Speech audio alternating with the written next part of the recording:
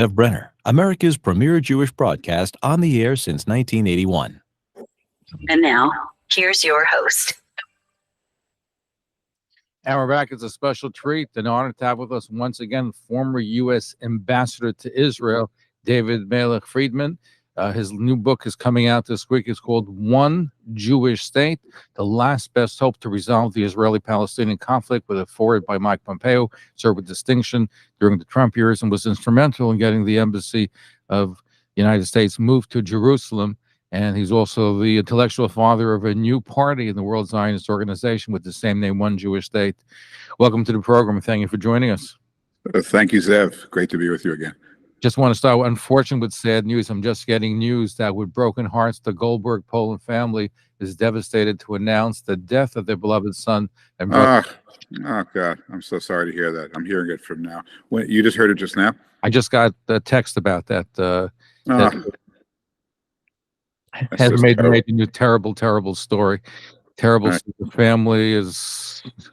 Yeah, they went through so much. No two parents have ever done more for their son, to save their son than these two parents, and it's just it's a shot in the gut to the Jewish people. We've all gotten to know them. Everybody knows the Polands so well. I knew them, I know them very well, but oh my God, I'm so sorry to hear that. Yeah, just got the news. Sorry, we're hoping for a different outcome. Let me ask you this question.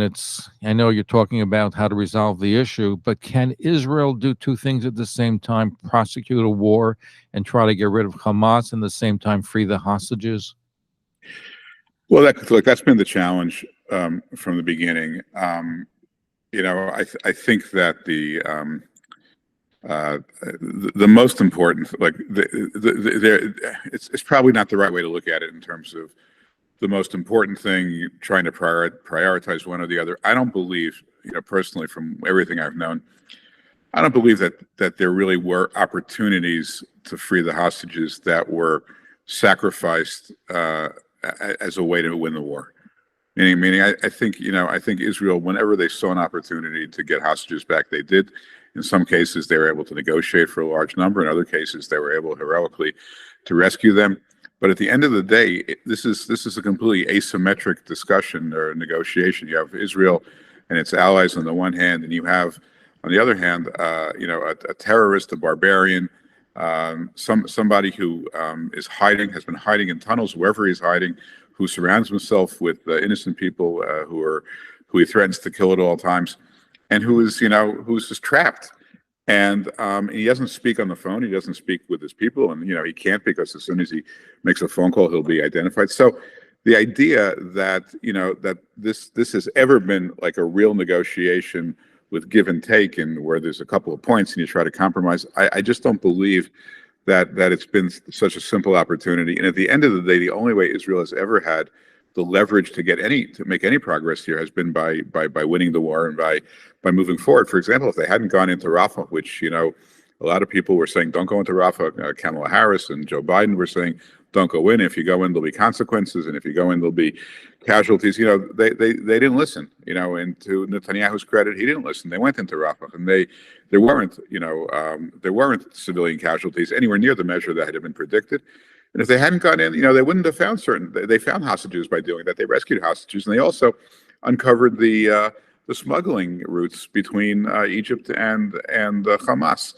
So it is a war. It's first and foremost a war, and the way to get the hostages back has been through prosecuting the war. And unfortunately, the Israel's enemies are barbaric with no respect for human life. And we're seeing today I don't know that I'm even speaking clearly right now, because I'm so shocked by the news and so saddened by it. So many of us have really been rooting for the Polands, especially Hirsch's mother has done more to, no one has ever seen a mother express that kind of love and commitment and devotion day in and day out for a son. And everybody felt like they were Hirsch's parents because of the work and the efforts that his parents have done. And I hope that God willing, Hirsch will come to understand, the efforts that his parents made to save him. And it's if that story is accurate, it's just heartbreaking.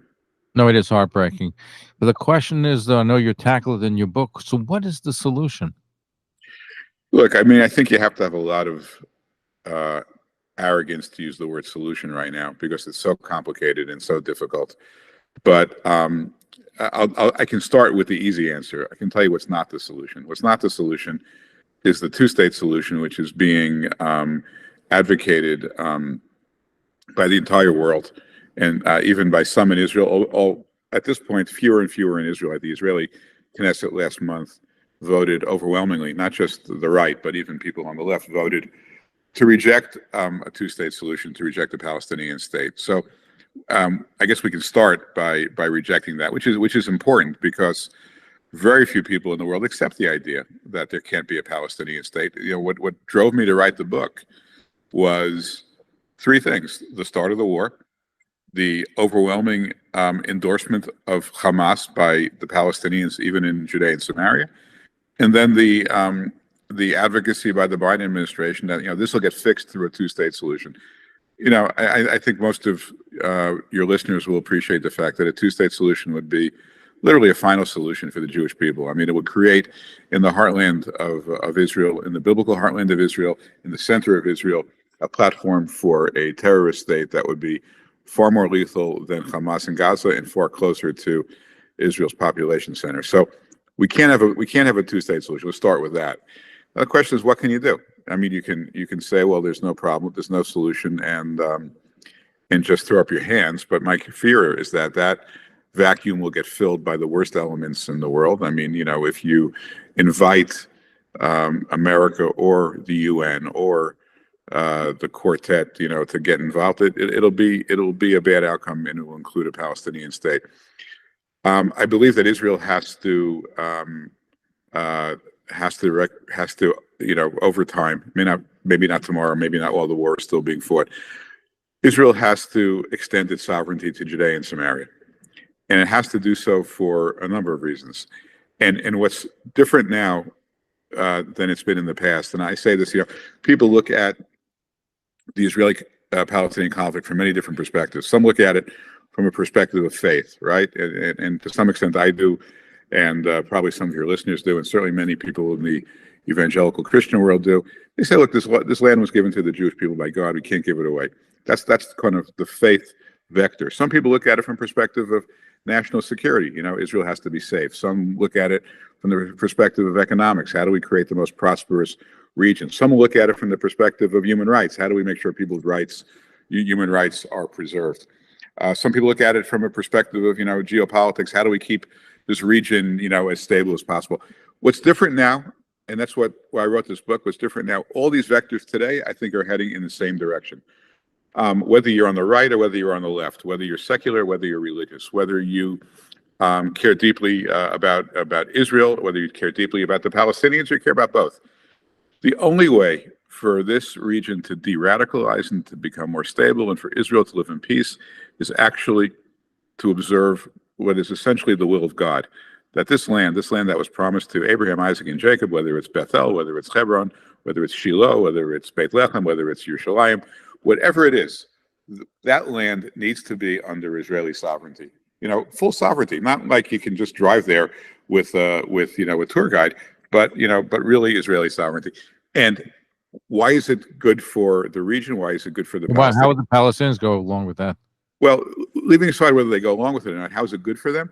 Well, the only people in the Middle East, the only people in the world who've been able to empower and not radicalize a Muslim minority, right? There's Muslim minorities all around the world. Muslim minority in London, right? They're right now, you know, burning up the streets. Same thing in Paris. Same thing, you know, in many other places. So unfortunately, some places in America as well. Israel is the only place that has a Muslim minority that actually is integrated in society. Has, you know, if you look at for example, the universities in Israel, the elite universities, 20% of Israel is Arab. 20% of these universities or more are Arab. You go into emergency room at Hadassah Hospital, pretty good chance you'll get a Palestinian doctor or an Arab doctor. Same thing, you know, Same thing in business, same thing in pharmacies. I have a dear friend who's an incredibly successful businessman in Israel. He's an Arab Muslim Israeli citizen. Israel has the means, the wherewithal, and the ability, the will, the skill to empower a Muslim minority, and they can do that in Judea and Samaria as well if they're given the resources. To me, this is the natural expansion of the Abraham Accords, that we go, America, together with Israel, goes to the Emirates and Saudi Arabia and other wealthy countries and says, look, Palestinian state we can't do. We can't do it. You guys know who we're dealing with. You know what we're dealing with. A Palestinian state will simply be a reincarnation of Gaza in a more sensitive location. Between Israel and Jordan. That's not what we need. It's not what we want. But we could build some roads. We could build some hospitals. We could build some schools. We can expand the factories.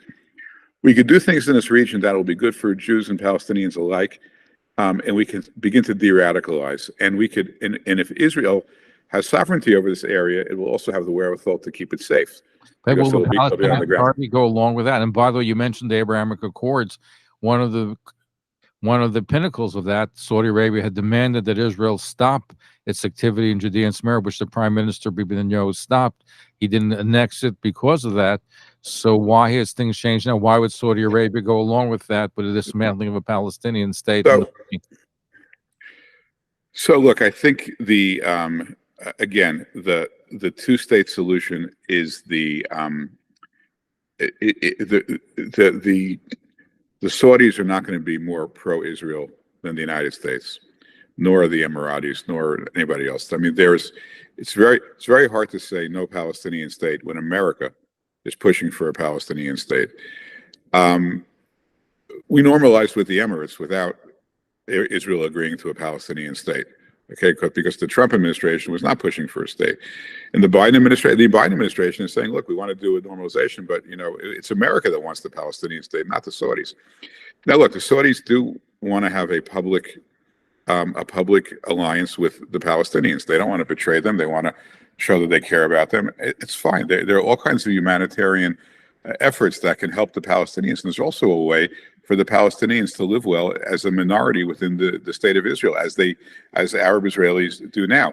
The only thing that the Palestinians can't do, they can't threaten Israel either demographically or from a perspective of security. And so, in my book, I argue that the Palestinians who will become part of Israel, if you will, under Israeli sovereignty, will have essentially the same governance. And, there's a lot of different ways to structure this, but the same governance, sort of similar to Puerto Rico and the United States. The Puerto Rico is a territory wholly owned by the United States. They have a lot of autonomy. They've got a lot of reciprocal benefits between their island and the United States, but they do not vote in national elections. Nobody considers America an apartheid state because of its relationship with Puerto Rico or with Guam or with American Samoa. So that to me is a good structure, but there are others to structure the governance. Now, you were ambassador during the tenure of course, President Donald Trump, and a lot happened, including moving the embassy to Israel that you were involved with. Should he get reelected, will you become ambassador again? You're not the first person to ask me that question. I think last night you told me yes. I told you that when in 2016 or no, about a year ago. I told you a year ago. Yeah. Look, listen. Let me. Maybe I've gotten smarter over the last year. I'll put it to you this way: it's not my choice. It's not my call. It's up to him. I served America with great pride for 4 years, and if I'm given the chance to do so again in whatever capacity he thinks is best, I'll certainly consider it and probably do it. But I'm going to let him, make those decisions and not jump ahead of his process. The reason why I mentioned this course of time is this idea of sovereignty in Israel really annexing Judea and Samaria. Would President Donald Trump go along with something like that, as far as you know? So the answer is if I said to him today, or let's fast forward a year and he's the president, I said to him, I think it would be a good idea for Israel to have sovereignty. And by the way, I don't use the word annexation. I'll just tell you what. It's a lot of people use that word, but annexation is what countries do to take over other countries when their only right to that country is through military conquest. And here, Israel's right to Judea and Samaria goes far beyond the fact that they control it militarily. It's land that Israel has title to going back 3,000 years, and even under the League of Nations mandate and the San Remo Declaration, Israel would have a right to it. So I just call it sovereignty because I think it's the right word. But if I went to President Trump and said to him, listen, I love for you, consider sovereignty over Judea and Samaria, he would ask me, well, what does Israel want to do? That's what he would ask me. And the answer right now is, I don't know. And I would probably, I think this process has to originate with Israel. I mean, my view, I wrote this book to lay out some ideas and some thoughts and some recommendations. At the end of the day, if it's rejected by Israel, it doesn't go anywhere in America. I mean, America is not going to, push Israel to go in a direction it doesn't want to go to. So the first question really is for the Israeli people, the Israeli government, what do you want to do with this land that you have had control of now for about 57 years, right? There's a lot of people saying, this land will be part of Israel forever, whether from a security perspective or a biblical perspective or a national heritage, whatever it is. But the world doesn't accept that, and the world doesn't see Israel moving in that direction. And Israel, at many times in its history, has had really great reluctance and some extent fear in moving in that direction. So the question is, what does Israel want to do? As they kind of reconsider, their direction in the aftermath of October 7th, which has caused a lot of people to rethink a lot of things. What does Israel want to do? And I think the president will say to me, look, when Israel makes a decision on this, let them come out and say, this is what we want to do. Let them explain it, explain why it's better for the region, why it's better for America and its relationship with Israel. And I think he would consider it seriously. But the first step has to go there. I'm trying to put ideas on a piece of paper and write a book to get people talking about it. My goal is not that, is not to cause anybody to change their mind overnight. Israel has not had a real national discussion on this issue for a very long time. It's kind of kicked the can down the road, and there really needs to be a consensus built within Israel that at the same time can be shared with other countries in the world. I mean, I put this kind of very simply when I speak to, and I do a lot of speaking in Israel, I say that the world will respect Israel when Israel respects itself. On this issue, Israel has to go first. And when Israel says, look, this is our biblical heritage, this is our history, this is the land where the kings of Israel ruled and the prophets of Israel preached, and this is our DNA. And we can't give this away any quicker than you in America could give away the Washington Monument, or the French could give away the Eiffel Tower. I mean, this is who we are. And if they make that case and make it, not in an aggressive way, but just explain it, I think a consensus could develop. But it's got to be done the right way, and it's got to be done carefully, and it's got to start in Israel. Former U.S. Ambassador to Israel, David M. Friedman, is our guest. His newest book is called One Jewish State, The Last Best Hope to Resolve the Israeli-Palestinian Conflict, with a foreword by Mike Pompeo. Also, there is a party running in the World Zionist Organization, the same name, where David is the intellectual father of that. We're going to be right back. Don't go away. Stay tuned. And if you'd like to chime in our conversation, 212-769-1925, 212-769-1925. Email is a wonderful way to get some of your questions answered. zev@talklinenetwork.com, zev@talklinenetwork.com. And a reminder, we're still giving away Crustic. Remember, $200 surprise package delivered to your home, including a challah, sliced bread, sandwich bread, pizza crust, baguettes, pretzels, $200 package delivered to your home. We're going to give away a bunch of them tonight, and those that don't win that will get pizza crust, 2 of them, which is a $20 value. So, and by the way, Crustic is 100% vegan, sourdough, no other ingredients besides flour, organic, water, sea salt. Great product, all Pash Yisrael and Yashin. Send me an email to zev@talklinenetwork.com. Please put Crustic in the byline. Give us your name, address, and zip code in order to qualify. Also coming up, Giddy Greenstein, who believes in a two-state solution, will be coming up a little later on. And we'll also speak to the wife of former Prime Minister of Israel, Yair Lapid. We're going to be right back right after these messages. Stell sich vor an Arbeit, wo jeder Tag ihr machen einen Unterschied, wo jeder Tag ihr wachsen deine Karriere und verstärken andere. Direkt stützen Professionals sind die Championen, was reden für und stützen Menschen mit Entwicklung Disabilities. Sie sind die Menschen in unserer Gehirns, was sind mit keinem Mission, was ist größer für eine Arbeit. Kommt zusammen mit uns auf den Weg, was können übermachen Lebens, reingerechnet dein eigene. Anwenden zu seiner direkt stützen Professional bei directsupportcareers.com. Es ist Gresse von Arbeit. Das ist dein Messiah. At Episcopal Health Services and St. John's Episcopal Hospital, we're not just transforming appearances, we're redefining excellence in care. Through our commitment to advance, expand, upgrade, and improve, we'll ensure our community receives the most comprehensive care every patient deserves. Our efforts have garnered recognition from organizations like the American Heart Association and U.S. News and World Report. Episcopal Health Services and St. John's Episcopal Hospital. Come see how we've changed. Call 718-EHS-DOCS to find a physician or visit ehs.org. Frankly speaking, when it comes to barbecues, nobody beats Meal Mart. Fire up the grill and get ready for the best backyard bash ever. Meal Mart has everything you need, including juicy premium beef burgers and sliders that will have your guests asking for seconds. Snap into their trademark franks, bursting with flavor in every bite. And for the adventurous, try their 6 gourmet sausage flavors. From beef kielbasa to exotic Israeli shawarma, there's a sausage for every taste bud. So ditch the boring burgers. This summer, make it a Meal Mart barbecue. Find their full line of delicious meats at your local grocery store today.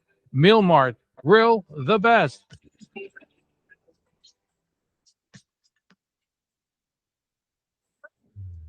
Hi, everybody. I'm Dov Shur, and I have the song going, Zachreini Na, my hit song, which means remember me.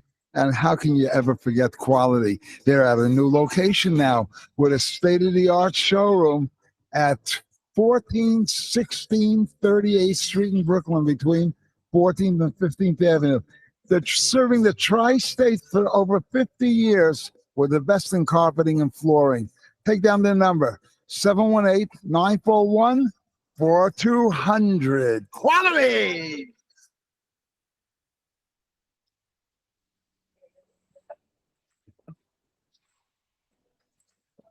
Podcasts are everywhere, but cutting through the noise is tough.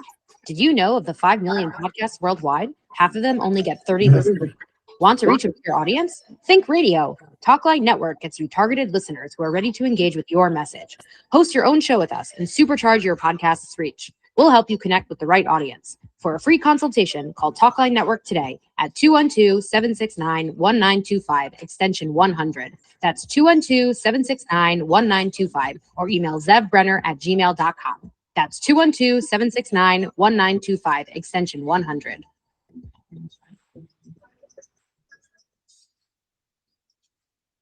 Boss, we need to rebrand ASAP. Can't be busy with that. Our website is so outdated. I can't be busy with that. What about social media appearances? I can't be busy with that. So what's your plan? My plan is Media Depot, known for top quality affordability and efficiency. Boy, will they be busy for me. Call them now on 855-BUSY-BIZ. That's 855-2879-249. Or visit MediaDPT.com. Remember, 855-BUSY-BIZ. We be busy for you to be able to be busy. Call Media Depot now. Media Depot, 855-BUSY-BIZ.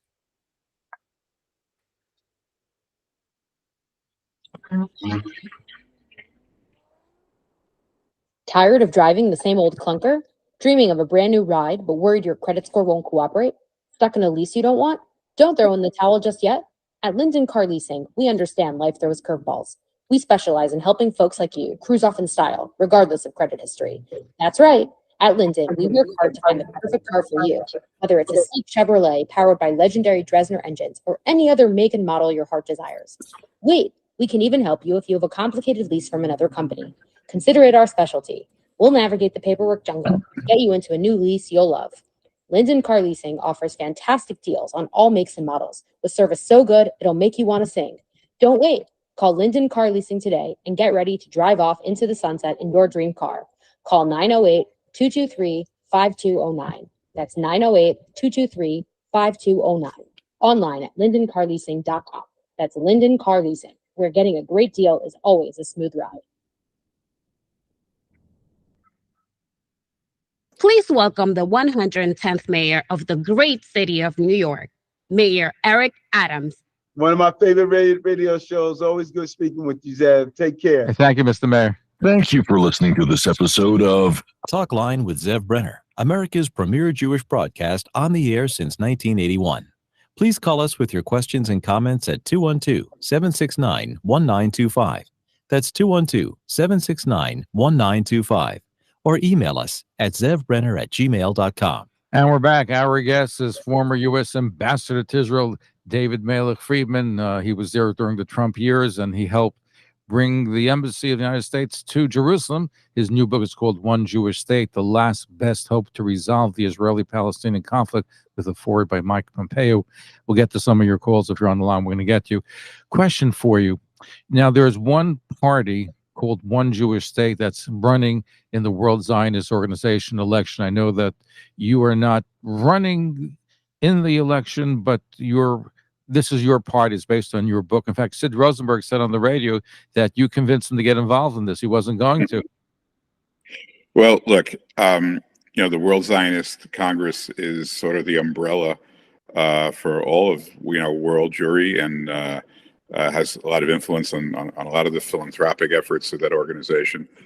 And one of the things they don't do is provide much assistance to 500,000 Jews that live in Judea and Samaria. These are, in my view, some of the heroes of the Jewish people. They're living on the frontiers.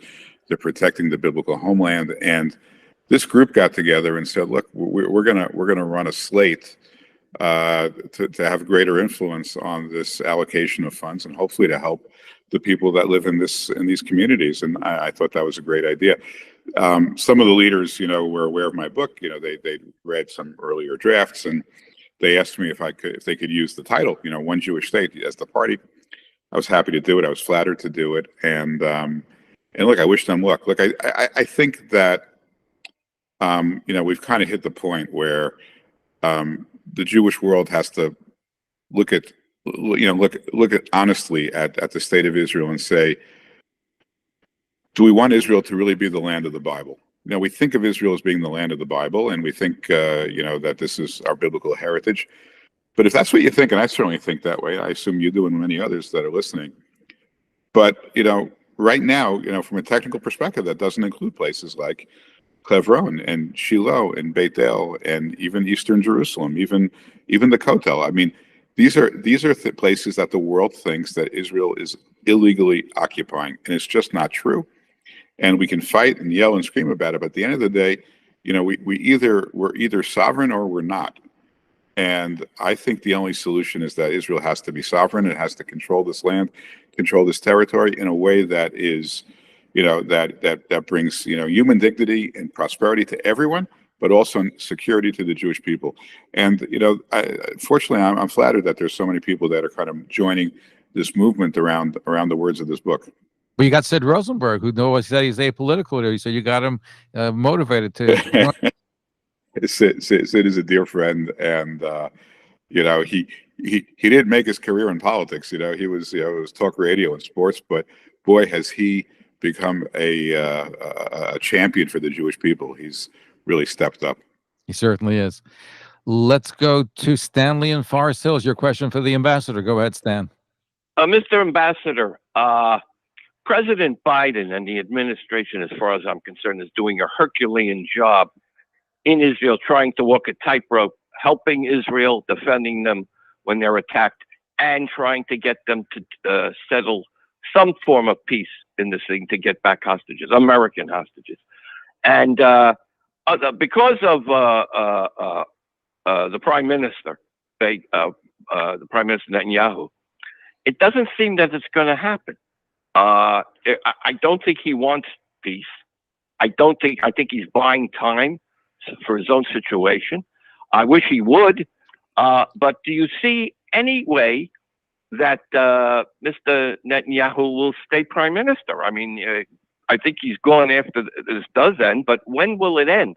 So it's not a win your situation for the United question States. to the ambassador is? It is not. Do you think this is a winning situation for the United States and Israel? I don't think it is. What do you think?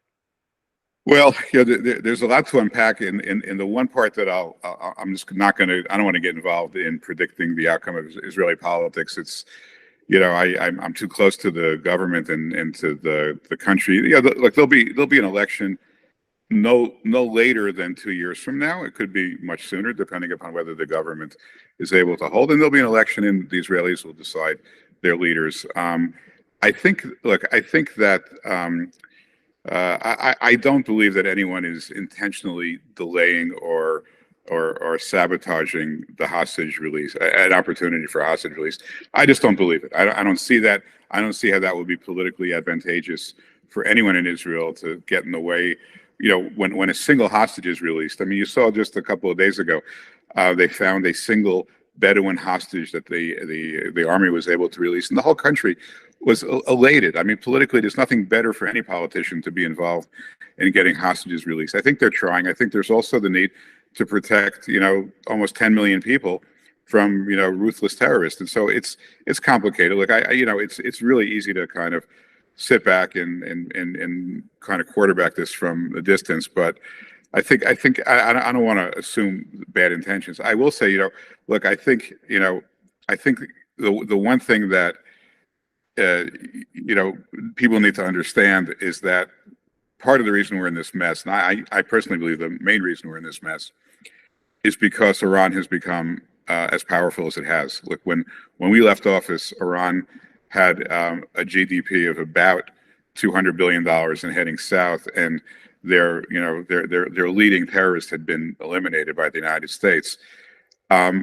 America doesn't enforce sanctions on Iran. They say they do, and they kind of get around this by saying that they enforce the primary sanctions. But the problem is that Iran sells lots of oil to China and Russia. Almost all their oil is sold to China and Russia. And when we were in office, we would sanction China and Russia for buying it. It never happened. We cut off the funding. And now Iran has. Let me ask you a question. One second, let the ambassador finish. So Iran now has a GDP of $450 billion. They've more than doubled it in a couple of years. They've taken that money and they've armed the Houthis. They've armed Iraqi Hezbollah. They've armed Lebanese Hezbollah. They've armed Hamas, and they've themselves acted in many different malign ways. So unfortunately, and on top of that, the Biden administration restored funding to UNRWA, which, as we now find out, is the kind of it's a terrorist organization in disguise. So many Hamas members are part of UNRWA. So there are, you know, while I appreciate the fact that the Biden administration has provided some defensive weaponry to Israel, and I've been publicly said that I appreciate it. At the end of the day, there's two problems with that. We shouldn't be here in the first place. Iran should not be a wealthy nation. And number two, defensive weapons come at a price, which is that Israel's not being allowed to act offensively in many cases, and that's messaged very well throughout Israel's enemies, and it's limited Israel's ability to fight back. You know, particularly like as I mentioned. Let me respond to you. Let me ask you. The ex-president didn't negotiate with Iran for 4 years. Didn't talk to them. Didn't do anything. Ignored them. So the situation at this extent could be that they may have nuclear weapons. Don't you think that's a problem? So the answer to didn't talk to them for 4 years. Well, first of all, two things. Number one, so three things. He bankrupted them. He killed their lead terrorist. And by the way, Iran only began to enrich uranium even after Trump ended the JCPOA. Iran only began to enrich uranium after the election results, and they saw that Biden had won. So they were not going to. Trump's actions did exactly what you would hope they would achieve. They kept Iran in a box. They limited their ability to make trouble. And if you notice, you know, under the Trump administration, there weren't any new wars. Didn't have a war in Russia. Didn't have this disaster in Afghanistan. For 4 years, sir. But they had sanctions. They had a chance to develop. I'm sorry. No, but they had sanctions against them. They didn't have the money. Yeah, but they're building the bomb. That's what they're building the bomb now. They're almost there with that. They've been almost there for the last 15 years. They've been close to getting a bomb. They have the wherewithal. For 4 years, if you don't talk to your enemy, who do you talk to? They got the message. Anyway, I thank you for your phone call. We have to move on. Let's move on to Jacob in Brooklyn. Thank you for patiently waiting. Your question for our guest. Go ahead, Jacob. Yeah. By the way, I would just say that America didn't speak to the Nazis either after they declared war. But in any case, my question is this. There have been sightings of President Trump in the company of Tucker Carlson, whose opinion of Israel it seems is not very favorable even towards Jews. And about 5 weeks ago, Don Jr. had organized some kind of a fundraiser where Candace Owens was the keynote speaker. Now, I heard that possibly that she had been dropped. I'm not sure about that. But there are some people who are concerned that now that Ivanka and Jared are no longer involved in the administration, that it's possible that his positions will not be so favorable to Israel. What do you think of that? I'll let him respond to you. Thank you for your call. Go ahead. So the first part, Candace Owens was dropped from that event, and as far as I know, I'm not involved in the day-to-day aspects of the campaign, but as far as I know, Trump has not spent any time, spoken or taken a picture even with Candace Owens since she became one of the worst anti-Semites on the planet. Look, I think that President Trump is rock solid on Israel. I think that he just gave a speech a week or so ago in New Jersey, which it has to lay any doubts aside about whether or not his views, not just on Israel, about arming Israel, about supporting Israel, about fighting anti-Semitism, about the funding universities that permit anti-Semites on campus to do what they're doing. Tucker Carlson has a huge audience, and Tucker Carlson has his views, and Trump, will speak to him, like he'll speak to anybody else. I mean, he's not someone, I don't agree with a lot of what he said. I wouldn't put him in the category of Candace Owens or anything close to that. And if you really want to look, what I always say is, look, don't look at who people talk to. Look at who they appoint into positions. Look at who their team is. And Jared, if he doesn't go back into government, it'll be a great loss, because Jared is an incredible person, and I love him. But there's a lot of great people on the Trump team, both in the government and around him. Look at who Harris just picked for. She just appointed someone to do outreach to the Arab community in America, who's come out and said that the most vile things against Jews. I mean, there's no real comparison. And I think I can just tell you, as a guy, I've known him for 20 plus years. I worked with him closely for 4 years on Israel. I had very sensitive private discussions with him about Israel. Personally, I don't have any doubts about him whatsoever. I appreciate that. You mentioned, by the way, ex-President Trump on a couple of occasions said he supports what Israel is doing, but they better move quickly. They can't just keep going. And from what you're saying and other people are saying, it's going to take a long time to prosecute this war. So is even the President Trump would get impatient with Israel. He said it twice that Israel should hurry up, shouldn't just linger. Well, look, I think the way I understood that he meant that was that Israel should get the job done quickly, meaning that they should not be held back in their efforts. I mean, you could go back and study this, and I'm sure a lot of people will over the next few years, about how the war was prosecuted, month by month by month. I think Israel lost 3 or 4 months, kind of negotiating with the Biden administration about where they could go and where they wouldn't go and how they would do it. I mean, if you recall, there was a war cabinet. There used to be a war cabinet that included Gantz and Netanyahu and Eisenkot and Ron Dermer. And, Lloyd Austin or Jake Sullivan or Tony Blinken would be in that war cabinet every other week, kind of sitting there. I mean, they were showing up every week talking about where the war was going and how they were prosecuting and what kind of bombs they were using and what neighborhoods.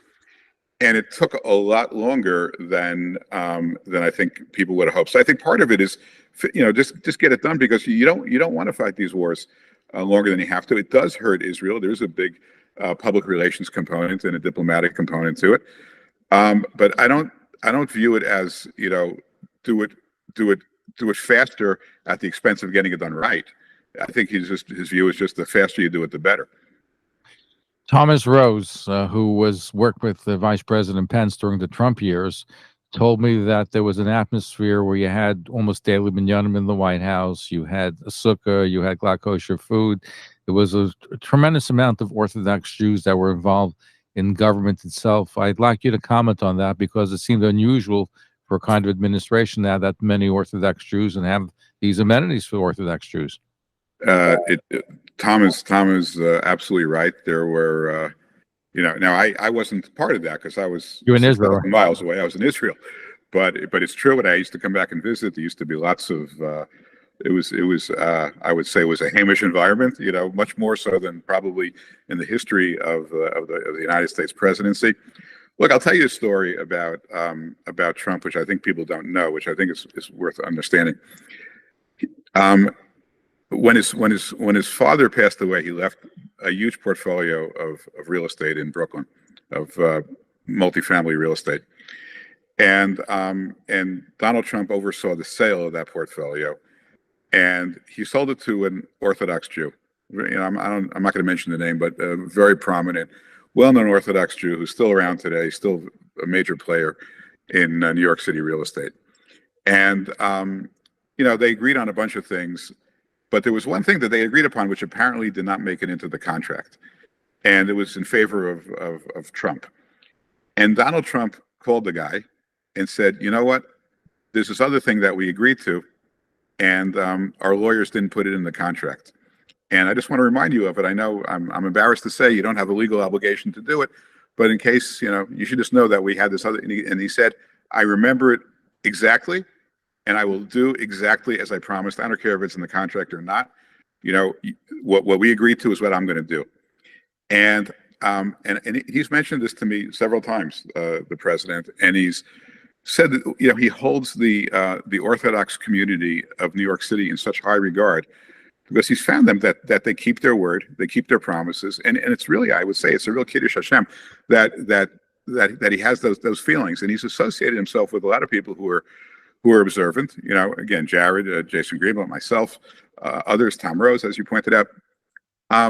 He does have a very high opinion of people of the Jewish faith, especially people who observe the Jewish faith, and that's part of him. That's based upon his life experience being a longtime resident of New York City. So again, on a particular issue, on a particular policy, if it matters to Israel, I've been with him in the trenches on these issues. I'm really comfortable with him getting to the right place for the Jewish people. Well, I believe he had about 85 to 90% of the Orthodox Jewish vote last time around in New York and elsewhere. Yeah, he'll probably get it even more so now. Whether it moves the needle in the state of New York, I don't know. But he has a lot of supporters, not just observant Jews, but observant Christians as well. They admire him. They like his policies. They like the fact that he keeps his promises. They like the kind of the simplicity that he sees, good and evil. Most people on the left, don't really understand that. They view things in a different way, not good and evil, but more sort of everything is sort of like diverse, different points of view that are all entitled to be heard. That's not the way he views the world. I mean, he sees evil for what it is, and he's prepared to fight it, and that's, I think, the most important quality that we need right now. But there is a problem out there, and I speak to a lot of people, and both Orthodox, non-Orthodox.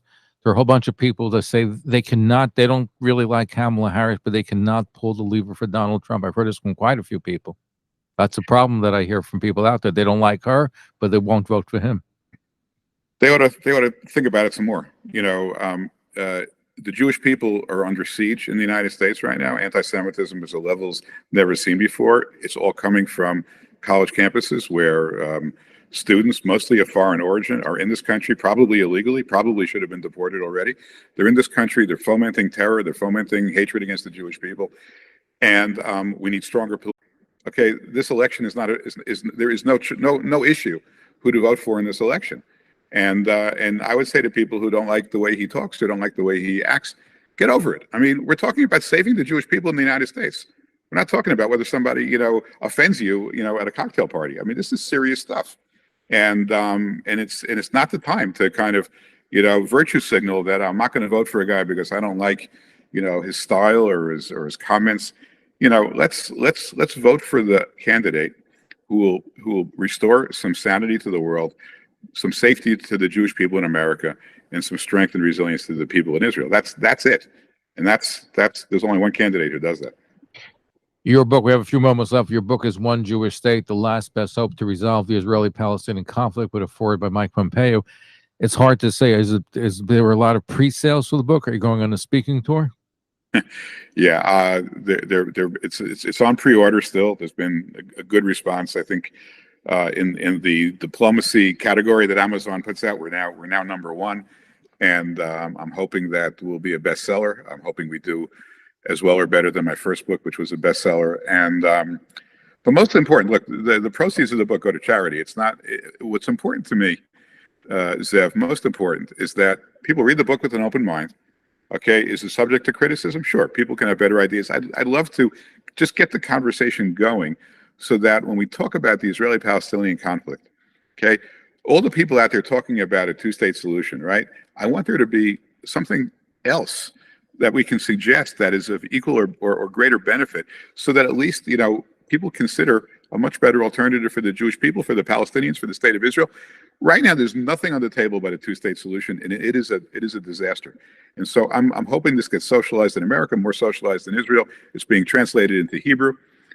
Beginning right after Labor Day, I go running around the country, doing some events and giving some speeches. I'll be in Texas. I'll be in Florida, and but mainly, I just hope people read the book and think about it and talk about it. The best thing people could do is read the book, talk about it, and have debates and discussions, and really get start thinking about it seriously. Well, here's something that you mentioned before about this will be good for the Palestinians. Israel has spent 3 days going after terrorists in Judea and Samaria, right? So things have been pretty bad with them, and there've been a lot of violence, and they've been condemned by the world for it. You think the Palestinian Authority, the Palestinians in Judea and Samaria are going to say, okay, we give up a Palestinian state, we'll be incorporated in the state of Israel? You see them doing that without an uprising like in Gaza?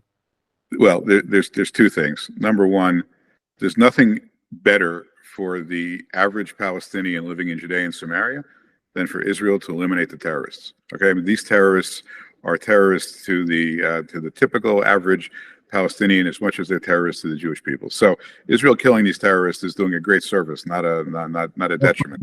But they're not going to give into it. They're going to be more terrorism as it is. It's another front not really discussed. Everybody's looking at Gaza and Lebanon, but the Judea and Samaria, those terrorist gangs and different groupings are out there. Yeah. So my thesis is that what Israel needs to do in Judea and Samaria is two things. To first of all, to be there. Okay, you have to be on the ground in order to protect Israel from Judea and Samaria becoming another Gaza. So be there. In the course of being there, do two things. Okay, weed out the terrorists, kill them, arrest them, do what you have to do and then, with regard to the people that aren't terrorists, and there are lots of people there that just want, they want a car, they want a home, they want, healthcare, they want education. To them, start beginning to rebuild the infrastructure there in a way in which you actually can make the case that living under Israeli sovereignty is the best outcome. Look, I spent a lot of time as ambassador trying to understand the Palestinian people and trying to understand the Israeli Arabs as well. One of the things I did, and this is a good example, I went up to one of the northern cities in Israel. Everybody there, it's 100% Arab, and they're all Israeli citizens, and they live right on the Green Line. And I said to some of the leaders there, I said, look, we're kind of tinkering around now in the Trump administration with the peace plan, whatever. If you guys are all Arab and you all think the Palestinians deserve a state, should we just redraw the Green Line around you and you can become part of Palestine instead of being Israelis? What do you think of that? And they said to me, are you out of your mind? Are you crazy? But the crazy Jerusalem, the majority, 75%, didn't want to live in a Palestinian state. They have no interest whatsoever in being part of Palestine. And you know what? So do the Palestinians. The Palestinians, given the opportunity to speak freely, without the threat from the PA, which will kill them if they say the wrong thing, they have the same feel. They want to live in a functioning first world country. That's what they want, and Israel can provide that. We're going to squeeze in one last phone call. Gila in Flatbush, thank you for waiting. Your question for our guests. Go ahead. It's really not a question, it's a comment. First of all, Ambassador Friedman, thank you so much for highlighting all of these important facts. And as Rabbi Spivak once said, sometimes people, it's not that they don't know, they don't want to know, they have blinders on. And what's very interesting is that we know God runs the world, And all of this, the Gaza war, the exacerbating of the war in the Ukraine, all of this was brought under the Biden administration, which people don't want to accept. All the problems with what he did in Afghanistan, everything that erupted has mushroomed under his administration. Your question to the Anthony ambassador. Blinken- Your question to the ambassador is. Yeah. Now, I would think I want to ask you if you agree that if people vote for this of the Harris administration, that it's really voting for the Arabs and against their own people. Well, first of all, you're not going to get an argument from me about how inept the Biden administration has been. And what I would say is this: I'll put it on a positive side rather than a negative. The Jewish people right now, they need an American administration that is behind them, that's willing to protect them, that's willing to protect them against their enemies on the streets, in college campuses, everywhere. And Israel needs an America that will show no daylight and that will not handcuff Israel in its defense and its ability to deter its enemies. The most important thing Israel does is deterrence. It's been living in a state of war since 1948 with at least two of its neighbors. It has to be able to deter its enemies. That means it has to be able to, its enemies have to fear that Israel will fight against them in a way in which they will lose more. And in the Trump administration, the one thing I am certain of is that the Trump administration will come in, protect the Jewish people at home and abroad in ways that are not being done now. I mean, that I know. And I wouldn't say it if I didn't know it. Gila, thank you for your phone call. Good to hear from you again. Thank you. Hashem should bless you, and thank you, Rabbi Brenner, for having Ambassador Friedman. I thank you. We're glad that he's joined us. God bless. Thank you. We're out of time. I want to thank you, Ambassador Friedman, David M. Friedman. His new book is called One Jewish State, The Last Best Hope to Resolve the Israeli-Palestinian Conflict. It's out this week. I urge people to get the book, read it, discuss it. That's what it's all about. Correct, Ambassador? We got to have more dialogue. We got to see that there's a better way than a two-state solution. Thank you. Look forward to having you back again. And One Israel slate is coming up. All right. How do people learn more information about that with the World Zionist Organization? Good question. That's a good question. It's probably I would Google, One Jewish State, and if you don't find my book, you'll probably find their movement. But I didn't see it, but I'll look more carefully. Yeah, I'm not sure, but they're good people. We have to have you back more often. Thank you for joining us. Thank you, Zev. Good to be with you. Be well. Ambassador doing a great job. Ambassador David Friedman here on the Talkline Network. Thank you. When we come back.